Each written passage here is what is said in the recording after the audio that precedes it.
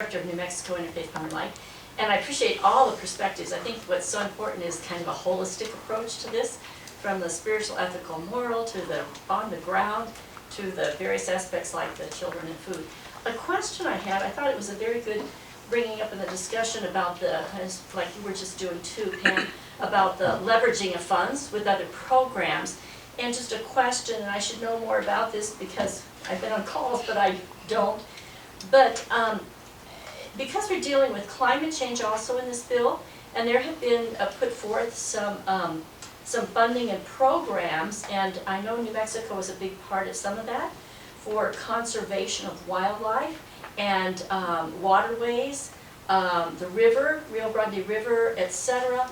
Just wondering if that's another area to collaborate with across organizations' voices, and with some funding that might already be here at the state level in assisting some of that. Just a question.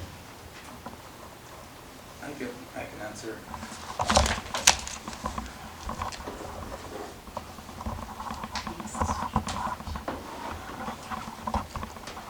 There is ways to collaborate, and several different organizations do collaborate. I work with the Western Landowners Alliance, who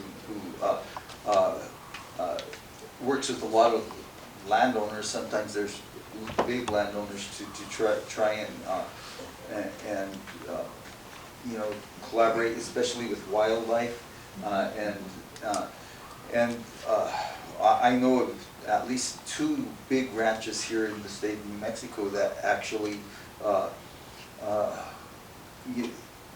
and especially the Turner ranches, because they don't run cattle, they run bison, and they're doing it mostly for the wildlife. That what they actually the forage that's there, more of it goes to wildlife than goes to the bison herd, and they do it holistically too, and regeneratively, where they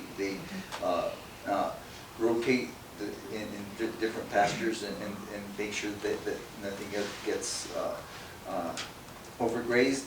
Plus, what they're doing up in Vermejo Park that is something that needs to be done.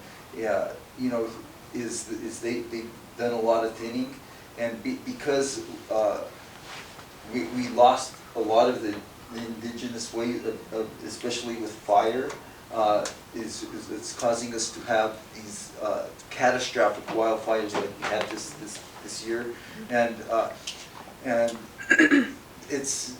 we need to get back to the way it was done, before there were European people here, where they would use fire, but we can't just go in there and use prescribed burns or something like that, because everything is so overgrown, and so if you do that, like what happened at the Calf Canyon Hermit's Peak fire, if it gets totally out of control, then it sets you back, decades and decades to try and regenerate that, because of how hot it burns.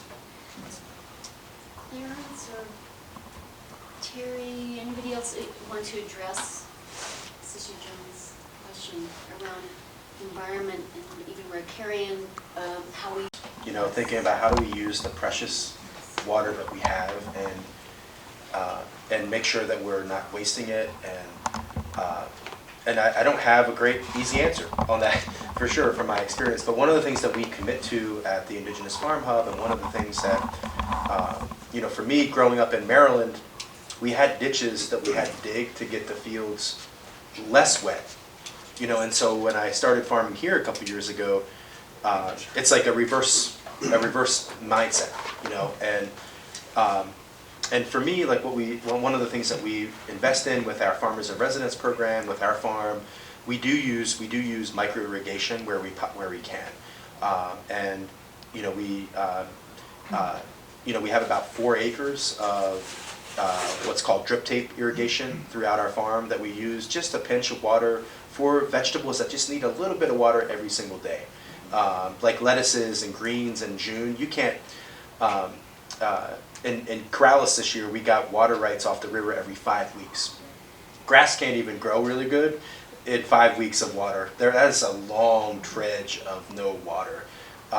And so for us, having micro irrigation for some of the crops that we grow is like really important. And so I know that the acequia associations, and we use the Middle Rio Grande Conservancy District, I've kind of asked some silly questions probably in their mind, because I'm like, can we put just a little pinch of a straw in there, just pump out a little bit of water on the daily that we would use, and it would be so much less than if we, every time that we irrigate, we probably use over 1 million gallons easy. But there's no way to do that. There's no process to do that. And so I think one of the things that we probably have to start thinking about, and this might be sacrilege here in New Mexico, is to think about how do we figure out ways to lift up micro irrigation in ways that it works. You know, it's not going to be everywhere, but where it works for farmers like us, where we can grow 17 acres of produce and use just a little bit of water as opposed to using millions of gallons to use flood irrigation. We want to figure out ways to like problem solve so that farmers who do need to use flood irrigation can continue to do that, whereas for us, we don't need to do that.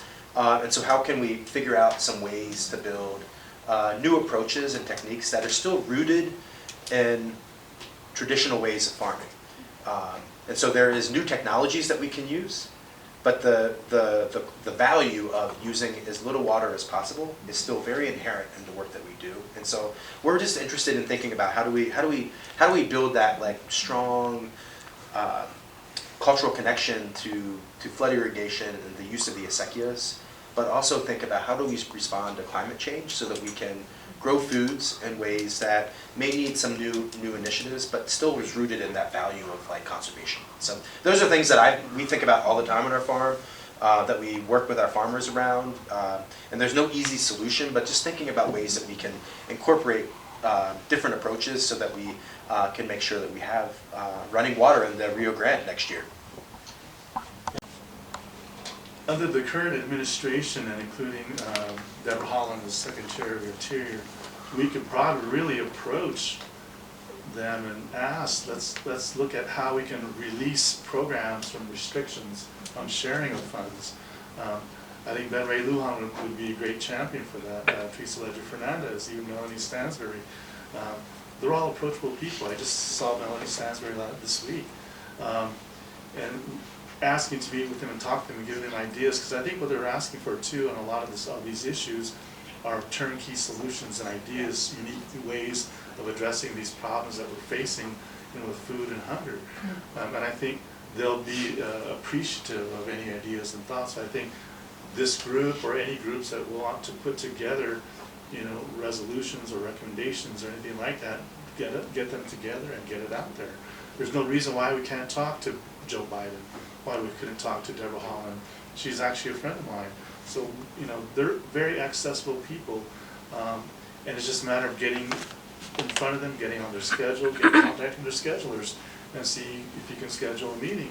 And I think this is such an important issue that they could not deal with it. So I think that is one way we can also look at how we can begin to share the monies that are out there. I mean, the IRA, that's designed to get money to the people. The bilateral, bipartisan infrastructure law too is a way that we want to get money to the people and spend it. They want to spend this money, so let's get out and show them how we can spend this money on this farm bill. So it's just. Thanks, Terry.